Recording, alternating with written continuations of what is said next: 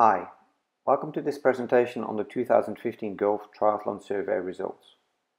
My name is Zwager and this will take about 15 minutes. 470 people replied to the survey and 70 people did not finish. Their responses were incomplete and their replies were eliminated from the results. This left 400 valid responses, which likely formed a highly representative sample of the Gulf triathlon community. 323 people gave their name and email address and were entered into the prize draw. The male to female ratio was 3:1, and as could be expected in a largely expat community, almost all respondents were of working age, with middle-aged men dominating. The vast majority of respondents resided in Dubai or Abu Dhabi, with much smaller triathlon communities in Qatar, Bahrain and Saudi Arabia. Many British answered the survey. This was likely representative of the popularity of triathlon in the UK. Perhaps it's the Brownlee Brothers effect. It may also have partly been due to the British being more comfortable or used to answering surveys. Other nationalities may have been less comfortable with filling out online surveys or experience a language barrier since the survey was in English only. A further note was that the at times somewhat overlooked Filipino triathlon community was represented quite strongly. It was also noted that almost no Arab nationals participated in the survey. From observation of the nationality mix at local races, it appeared that the survey population was still a very good representation of the Gulf triathlon population. Gulf triathlon appeared to be dominated by high-end professionals, which was to be expected considering the regional makeup of the expat communities and the salary structures. Along the lines of the professional mix, the reported income levels were high to very high compared to nation-based triathlon communities. These demographics provided the triathlon community with data on the type of audience potential sponsors could reach. That audience could likely be summarized as healthy conscious, medium to high income expat individuals. The demographics also indicated potential areas for growth for the sport, women and Arab nationals. In future surveys, we could possibly explore ways to increase participation levels of these groups. Many respondents were relatively new to triathlon, with almost half starting triathlon in the last 2 years. Most respondents had a running background prior to triathlon. Perhaps triathlon is the new marathon, something you got to do it done at least once. Most reported participating in 1 to 3 triathlon races. Many respondents also reported participating in duathlons and run, bike or swim events, but that's not visible on this slide. Location was the predominant reason for choosing an event. It appeared that the location had to be either easy to get to or have stunning scenery. Of note, and highlighted in red, was the relative unimportance assigned to event prize or goodie bags. In line with the earlier slide, most respondents participated in local events, but in addition to local events, a significant number traveled to events overseas. Of those, Africa stood out with 33, although only South Africa has races. This was likely due to the popularity of Ironman South Africa. That also indicated that an Ironman branded full distance race would likely be very popular among Gulf region triathletes. Almost $500,000 was spent on travel and accommodation by 204 respondents. As many reported spending $100 only, it indicated that those traveling internationally spent significant amounts. Triathletes are known for their commitment to training, and this was clearly shown in the number of training hours per week. To a lot of triathletes, the sport in 2014 was much more than just staying fit and healthy. 3/4 of the respondents stated that they were either an active or passive member of a triathlon club. The high amount was likely partly due to survey bias, as the survey link was mainly distributed through social media channels used by Tri Club members. Try Dubai, which has no membership fees or sign-up process, and as such anybody that feels associated can call themselves a member, was by far the largest club. Considering how much time, money and effort golf triathletes put into their sport, a surprisingly high number reported not using a coach or training program at all. This likely meant there was significant scope for further developing the market for coaching or selling training programs to individuals, or for community-based coaching and training programs to those who prefer to train with others. Of the athletes reporting to be coached, a small majority used a locally based one. Although the most reported amount was $1,000, both for locally and remotely based coaches, the average and maximum were significantly higher for remotely based coaches. Possibly, locally based coaches asked less than their clients could afford. It was also noted that some remotely based coaches cost significantly more than others. How triathletes choose sport brands appeared mostly not too different from other consumer brand choices, with brand quality and past experience being reported most. It indicated high levels of brand loyalty. Of note, highlighted in red, was the importance of reviews. It seemed triathletes do their research before buying. Part of this research may be a recommendation of the brand or product by a friend or training partner or coach, also highlighted in red. This in turn may indicate that brand managers should attempt to get their products reviewed and place product with well-known community athletes. In contrast, a recommendation from a pro athlete or being an event sponsor was not reported as having much influence on brand choice.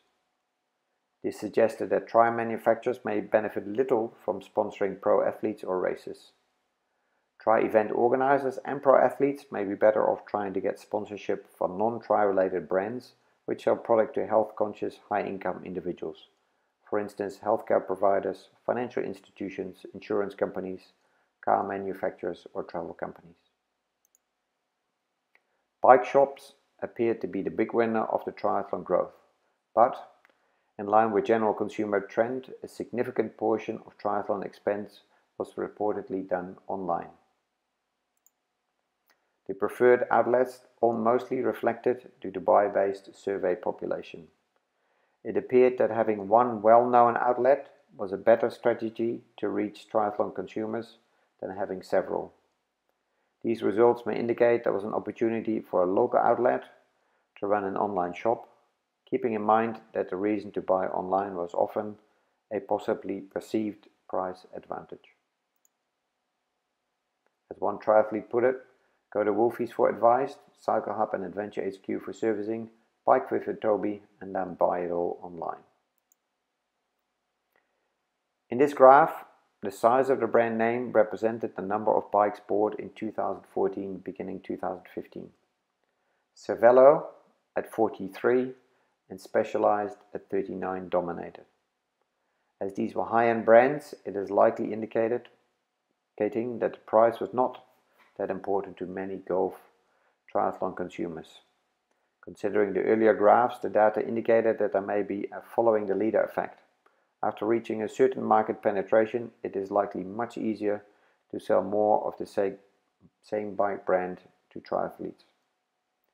Still, many small bespoke brands were mentioned too, indicating a thorough bike knowledge among a subgroup of triathletes. $1.7 million total was spent by 367 respondents. $3,000 was the value most mentioned, $1,600 above the reported average, signifying a widespread in the amount spent. That is a lot of money for many, probably what you don't tell your wife.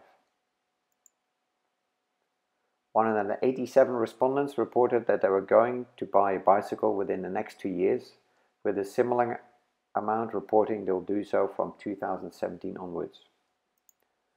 Over 300 respondents were planning to spend a total of $1.7 million on their next bicycle, with the average and the mode significantly higher than their previous bicycle buy, indicating they expect to upgrade. For many, this is what they're not going to tell their wife. Again, the size of the brand name represented the number of shoes bought in 2014 beginning 2015. Essex at 123 was the largest, Newton second at 75, and Saucony third at 52. Shoe buying trends appear to follow similar lines to bicycles. 2 or 3 relatively specialized brands dominated the triathlon market. Most respondents expected to buy new shoes this year, spending over $110,000, with an average of $314 and a mode of $200. It appears most planned to buy more than one pair.